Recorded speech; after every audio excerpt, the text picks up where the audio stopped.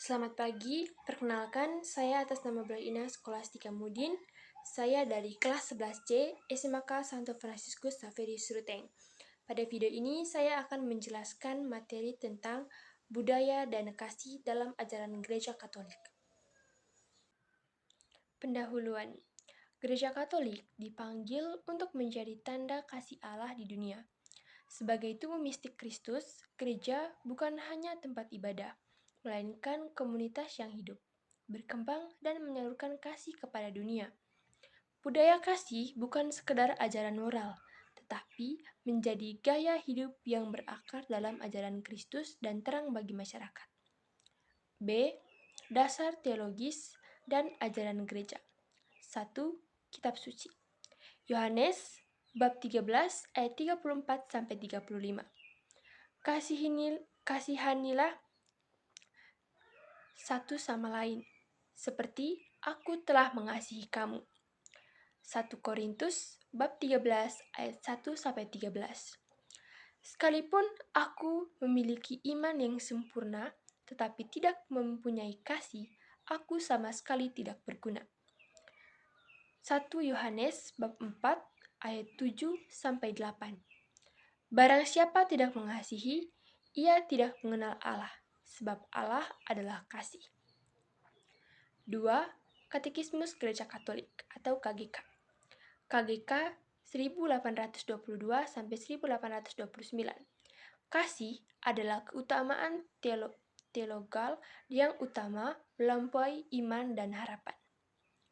KGK 1931.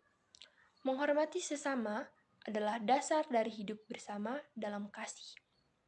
KGK 2447. Kasih diwujudkan dalam perbuatan, terutama dalam karya belas kasih. 3. Pengertian budaya dan kasih. 1. Budaya. Budaya adalah cara hidup bersama yang mencerminkan nilai-nilai suatu komunitas. Dalam konteks gereja, budaya harus diarahkan dalam nilai-nilai Injil kasih, pengampunan, kerendahan hati, pelayanan, dan kesatuan. 2. Kasih. Kasih adalah pemberian diri secara total tanpa syarat, tanpa pamrih. Ini adalah kasih Allah yang menjadi model panggilan bagi seluruh umat. Dalam bahasa Yunani, kasih disebut agape atau kasih tanpa batas.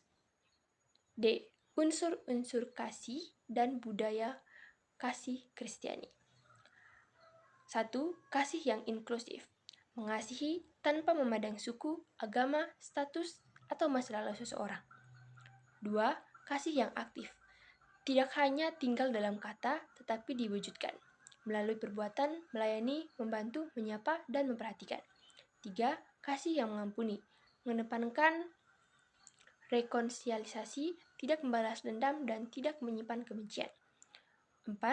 Kasih yang menghargai martabat. Menghargai hidup sejak dalam kandungan hingga ajal, serta menjunjung tinggi hak-hak manusia. 4.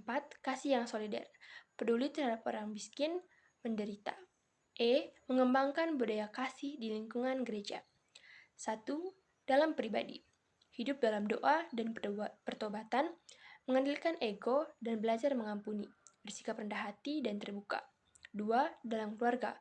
Menjadikan rumah sebagai tempat kasih dan pengampunan.